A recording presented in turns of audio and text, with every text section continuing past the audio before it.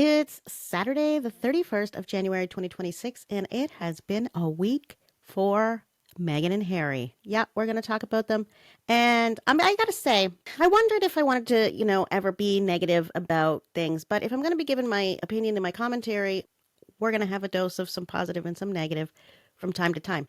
And I have absolutely no qualms about being negative when it comes to the Sussexes. Because after what they put, who was my beloved queen, through at the end of her life, while she was sick, while she was ailing, what they put the Duke of Edinburgh through before he passed, and while the queen was grieving his loss, I have no qualms about saying exactly what needs to be said about those two. So here we go. It's been a week for the Harkles. I never think they have a very good week, but the state of delusion that these two live in, let's get into it.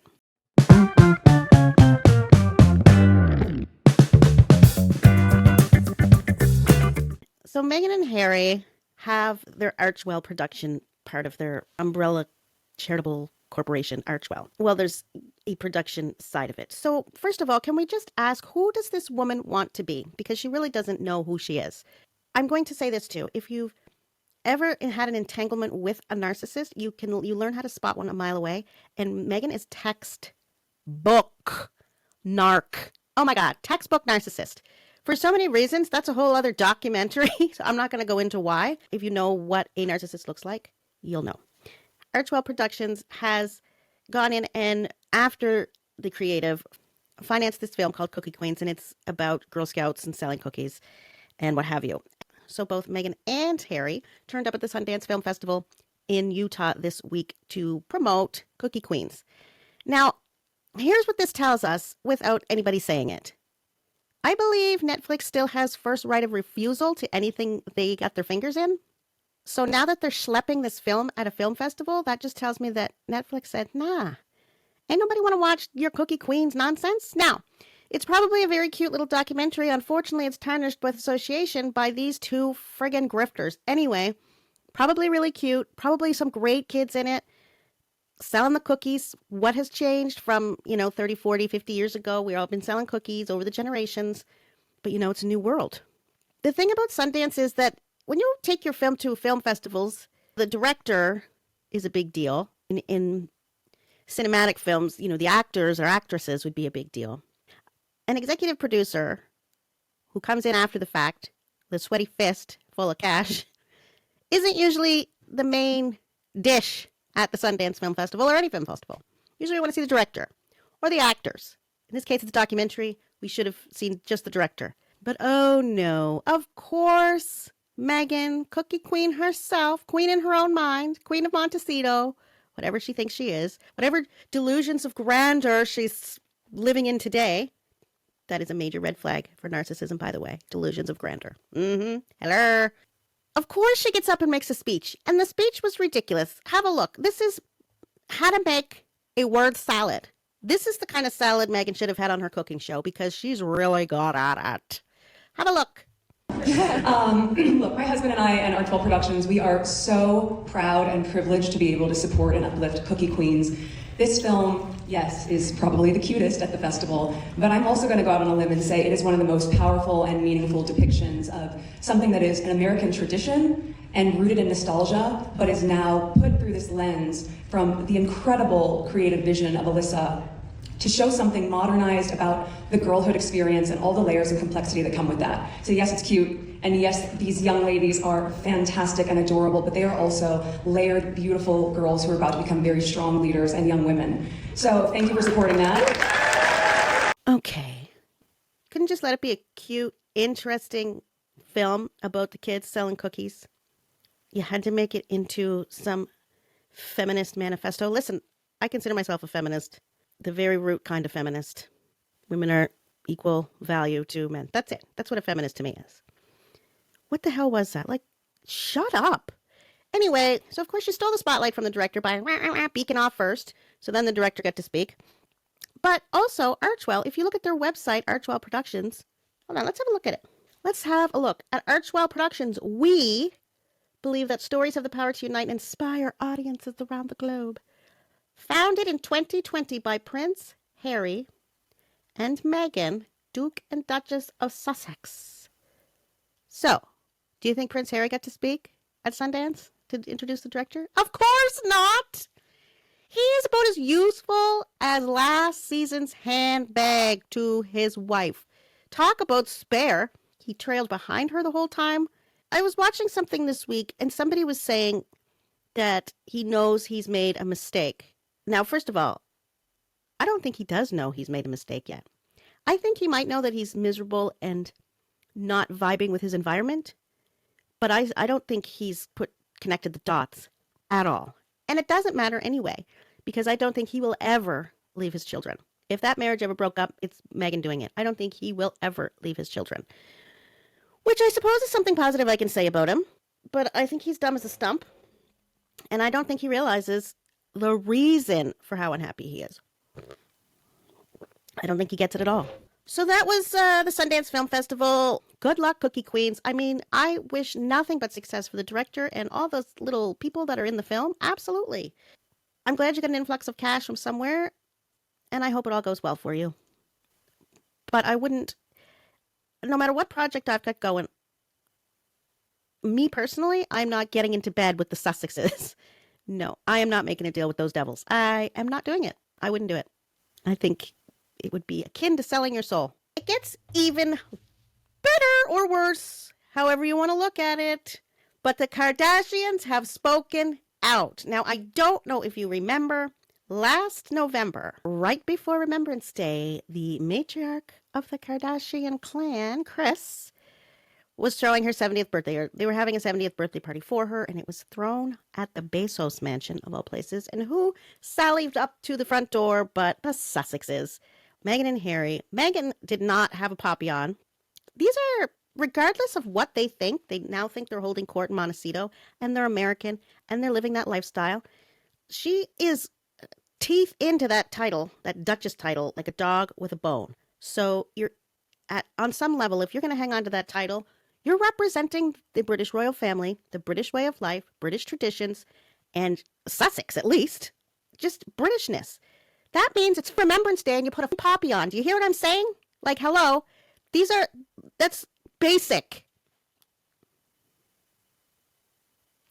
So they swan up to Kris Kardashian's birthday party, and after the party, there was photographs that the Kardashians, who, by the way, are not messy. The Kardashians are not messy. Everything they do is focused, planned, negotiated, like they're PR masterminds and brand masterminds. So nothing is messy or accidental. They choose a bunch of photos, they throw them up after the party, and in the photos is Meghan and Harry having a good time at this party. And it kind of got some backlash because it was Remembrance Day. It was before Remembrance Day, but it was the same, like I think it was the 8th, and Remembrance Day is 3 days later on the 11th. Harry did have a poppy on because he's got some sense in his head. A little, or it's just ingrained in him. It's Remembrance Day, put a poppy on. You're still a prince of the realm. Anyway, God, I get so angry at their stupidity and their sense of entitlement. Anyway, so after these pictures are published, there's backlash, and all of a sudden the pictures of Harry and Meghan disappear from this post. So obviously they, Meghan, who never reads the papers or watches the press or notices anything on social media, according to her, oh my God, did she lie? There's a surprise. Anyway, after the backlash, they asked the Kardashians to take the photos down. And everybody knew it. Everybody was talking about it because all of a sudden their pictures were there and then they weren't there like a half an hour later. Or an hour later or whatever, however long it took. Speculation, speculation, speculation. Well, this week, Kim and Khloe are chatting on Khloe's podcast about it. And very sweetly, very kindly discussed what happened and threw the Duke and Duchess of Sussex under the proverbial bus. First of all, they were very nice about it because they know how to speak and say so much by saying very little. I don't think they were just sitting there chit-chatting casually. I think all of this would have been scripted or rehearsed or something. I mean, these people don't do anything messy or accidental, right? So first she says that Meghan is my mother's friend. I mean, if that's not screaming to the world, listen, it got nothing to do with me. She wasn't even invited. There was a message in there that they definitely party crashed. So besides the fact that it's kind of common knowledge that they party crashed this party at the Bezos mansion, Kim is now saying, yes, she's a friend of my mother. She ain't my friend. That's the underlying translation there. She ain't a friend of mine. I don't want nothing to do with that bitch.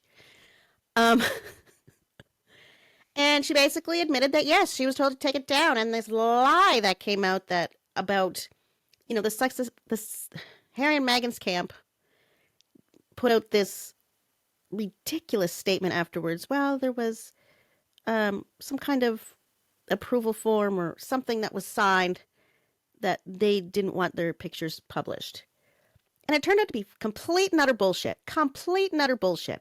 So much so that their PR person, surprise, surprise, surprise, resigned. She was gone by Christmas. Because you can't, as a PR person, which I've never been, but I can only imagine, can you imagine? Your job is to keep their name in the press, but only positively. Can you imagine having to do that for Harry and Meghan when they're constant lies? And they don't listen. Meghan doesn't listen to any advice. So there's no working with them. Of course she resigned. Because, they get her to lie and put out this big statement, and the poor PR person probably thinks they're telling the truth. So she puts out the statement, only for it to be BS. So, anyway, Kim threw it all under the bus, but did it so kindly that she didn't kind of alienate herself from the 5 or 6 fans that Meghan obviously has in the world. But she said it's her mother that has the relationship with Meghan. Very sweet friendship. And that their response to her publishing photos was lies, lies, lies. Are we surprised? From the moment, even in the engagement interview, they were lying. It's been a litany of falsehoods. From the get-go, a litany of falsehoods. I like that. If Meghan ever writes a book, that's what it should be called. A litany of falsehoods. Then, as the week was going by, the As Ever Instagram also posted a couple of photos. Apparently, there's some limited edition As Ever chocolates being released for Valentine's Day. Valentine's Day is in 2 weeks. You should be launching that a lot sooner than 2 weeks before Valentine's Day. That's all I'm saying. Nobody's going to get them in time, especially globally. You know what I mean? Why would you launch something like 20 days before the date? That's like starting my Christmas marketing December 5th. It's ridiculous. Meghan has no brain for business. And the sad thing is she probably could be doing a lot better, but she will not hire a manager, brand manager, PR. She won't listen to any of them. So she posts these photos. The first one is her. I talked about it already, laughing in the black sunglasses with the balloons. That was to launch the Valentine's Day. The next picture that she posted is just weird. So I'll show you here. This is the next. What is that? Are you trying to look like a spy? I Spy with My Little Eye, a new jam flavor? Sorry, fruit spread. A new fruit spread flavor? Is this supposed to be cinematic? I don't know what's going on with the second one. I don't know what the message is supposed to be. Do you have any creative people around you helping you to direct your brand, or are you just coming off everything off the top of your head? I don't know. All I know is that 3 other podcasters have reported receiving their As Ever candles without a wick in them. So quality control probably already needs to be fine-tuned a little bit there, because wickless candles are fucking useless. Who wants it? What'd you get? I got a jar of wax. Is it a candle? No. It's just a jar of wax. A jar of wax. Oh, but it's got a hole in it. What the hell is going on? What is going on? What's going on? They can never just lean into who they are, and that is the major problem with brand Sussex. They are so inauthentic. Be the bitch that you are. Come out and say, it was November 8th. I went to a party on November 8th. That has nothing to do with November 11th. That's all you had to say. Just lean into it. I went to a party. It wasn't even Remembrance Day. But no, they constantly try to do the PR fix-up, the lie, the smoke and mirrors. They fudge it, and they fail constantly. Their PR game is absolute shit. When are they going to get it? When are they going to get it? And poor Harry, he's just another spare now, following that woman around and this guy says much the same thing that I just said. His name's His royal expert, Richard Fitzwilliams, illustrates a deeper issue with how the Sussex, Harry and Meghan, manage their public image and relationships. They had lacked the most elementary public relations, sometimes verging on the bizarre. You don't say. It is obvious they want to mix with Hollywood A-listers, though none of these were available for Meghan's cookery series. Well, my heavens, he gave it to them. Calling it out. Richard Fitzwilliams calling it out.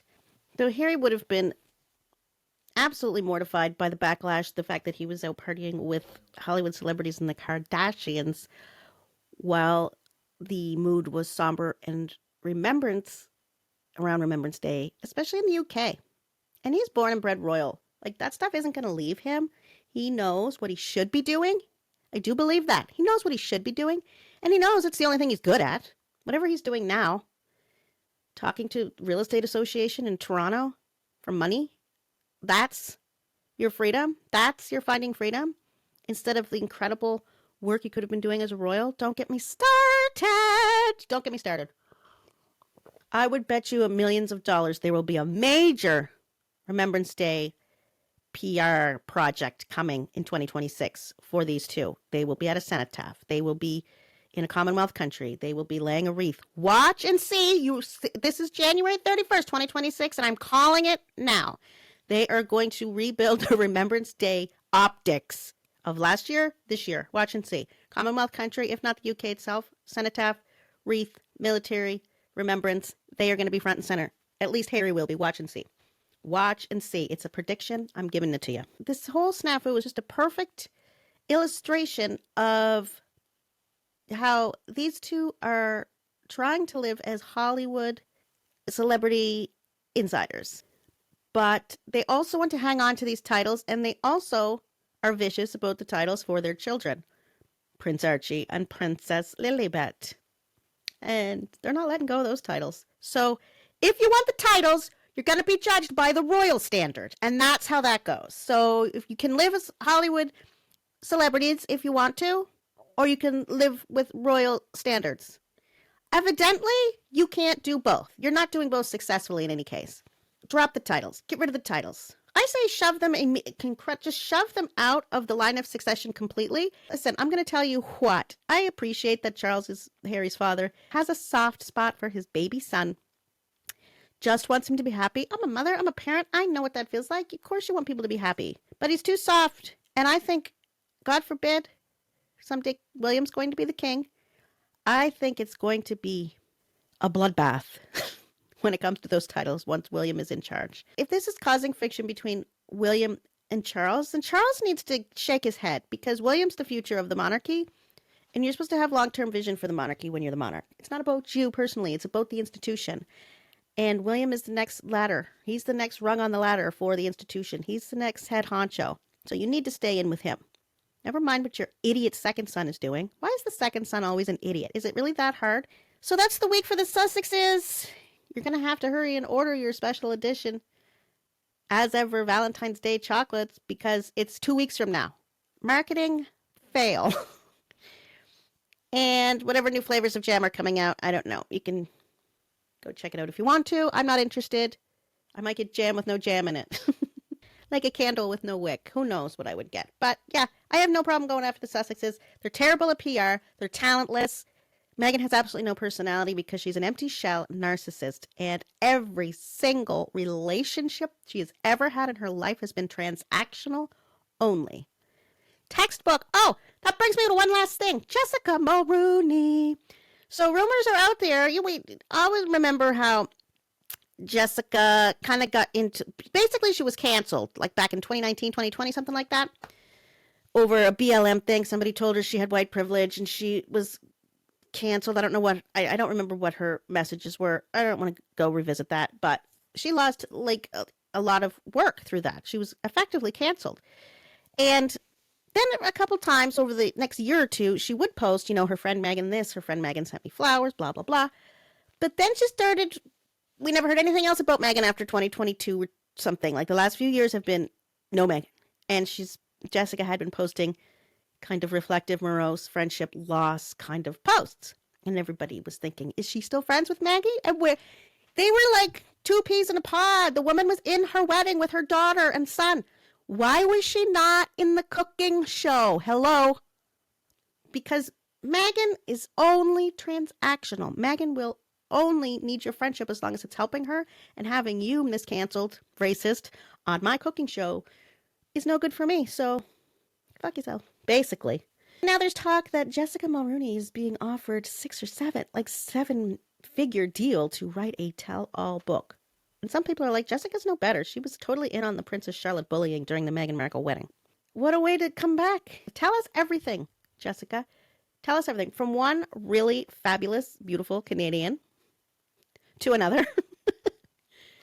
I'm telling you, tell us everything. We want the book. We want the book. We want the book. Write the book, Jessica. Write the book. Canada will back you up. Write the book. We want to hear the whole ugly story. Oh, you got so much juice, Jessica. Revenge. Oh, Tom Bauer already wrote the book Revenge. You can write something. Call it something else. Come on, Jessica Mulroney. I'm going to leave you with that. Jessica Mulroney, write that book. And hopefully next week will be a better week for the Sussex family. If they would only just start listening to their PR people. Gonna leave you with that. We're heading into February. What's gonna happen? Can you believe it's February already? We're already finished a month of 2026, and so much is already happening. And remember, if you like what you see, like what you hear, please like the video, hit subscribe. It really helps the channel. Talk soon.